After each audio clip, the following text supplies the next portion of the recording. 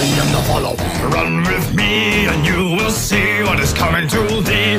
I am the greeter, I'm out the door. Don't be shy or I'll kill you more. I am the waiter, look at me. Turn away from me, bare bones you will be.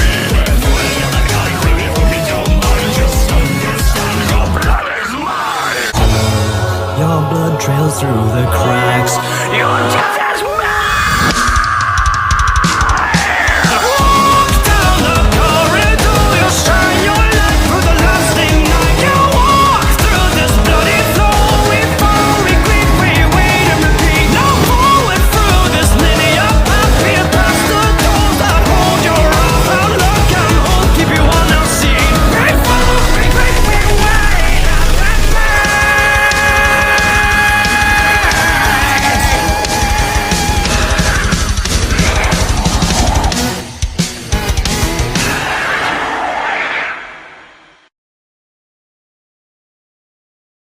Even to this very day, I feel the insects crawling inside me, in my skin, in my abdomen, in my antenna! Oh, snap! He turned into an insect in the end?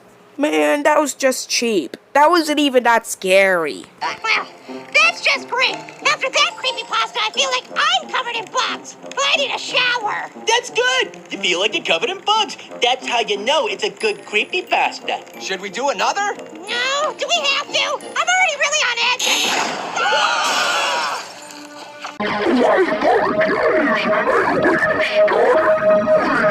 No, it's just that we were reading creepypastas.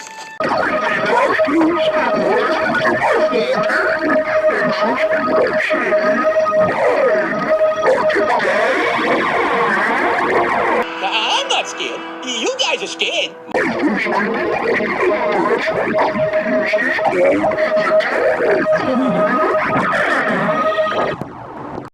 There once was a very small apple that was annoyed by the tag on his mattress that said, "Do not remove."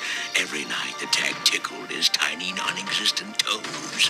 Finally, one day he tore the tag off in frustration, but heard a scream as he did. The tiny apple looked all over the place, but he could not figure out where the scream came from. Later that night, as the diminutive apple prepared for bed, the lights suddenly went. There was a slam, a clatter. The apple was very frightened, not to mention very, very small. Okay, we get it. Who was there? Wondered the puny little apple. What could it be? As he reached for his flashlight, a shadow appeared in the doorway. Frantically, the minuscule apple tried to get the flashlight to turn on, but it was far too big for him to properly handle because it was so tiny, you see. Before he could react, the figure reached down and tore the apple's tiny little stem clean off. He screamed in agony and dropped the flashlight, which finally flickered on to reveal the mattress. Wait, the mattress is exactly who I thought it was gonna be. Guys, where's Little Apple? That's actually a good point. He usually pees his pants at scary stories. It's a good thing he made it to a bathroom this time. Huh, our little apple's growing up. Oh, I'm not sure about that.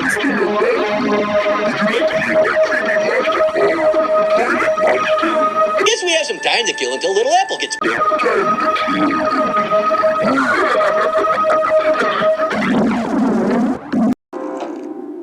"Do not flush paper towels," read the sign above the toilet. But the grapefruit could not be bothered to obey the rules. He was, in his mind, too cool for the rules. So day after day, he flushed paper towels down the toilet.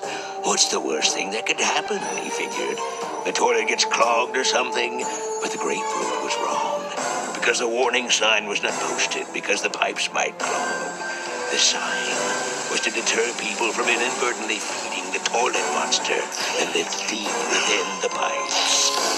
Thanks to the grapefruit's negligence, day after day, the toilet monster feasted on its favorite food, paper towels, and grew larger and larger until one day it grew too big for the toilet and burst out, hungry for more paper towels.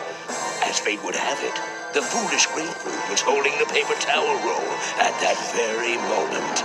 The toilet monster devoured the paper towels. and the grapefruit along with it. Hold on! No grapefruit's missing! That makes no sense!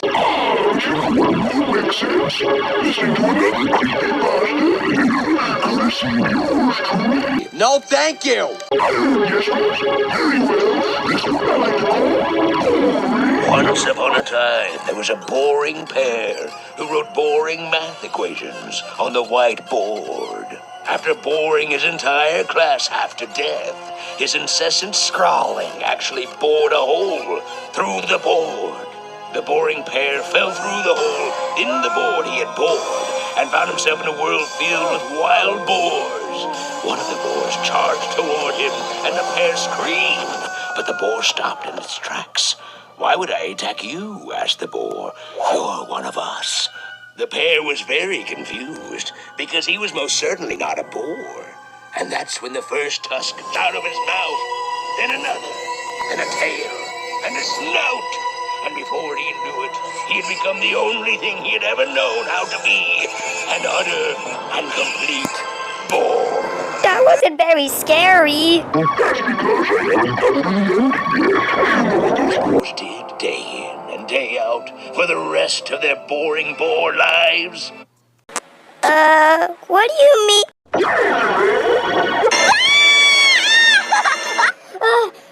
Wait! Now Cuddles is missing!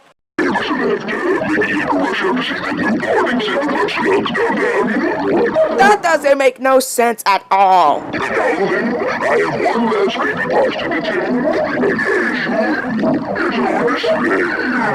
Over our dead bodies.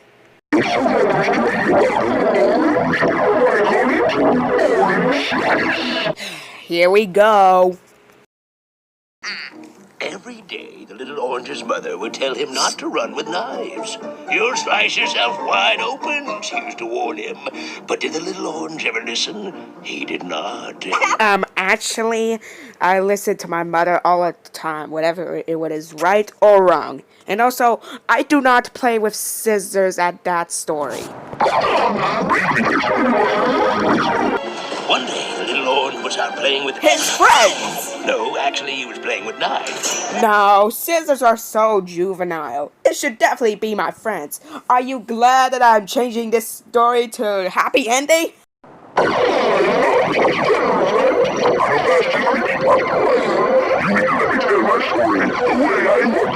Oh, come on. Let's just take a crystal in this story, would ya? Oh, I forgot. I can control stories now. Now, I will send you back where you came from into the depths of heck. Whoa, you guys! I just had the craziest dream! Me too. Really? The dream I was having was pretty boring. Don't worry, guys. I just defeated CREEPYPASTA all by myself. And now we will make sure he will never return. And now we just have to clean up this mess. Not to worry, fellas. Grapefruit's on it. Paper towels are right over here, and that wasn't very smart, was it, Grapefruit?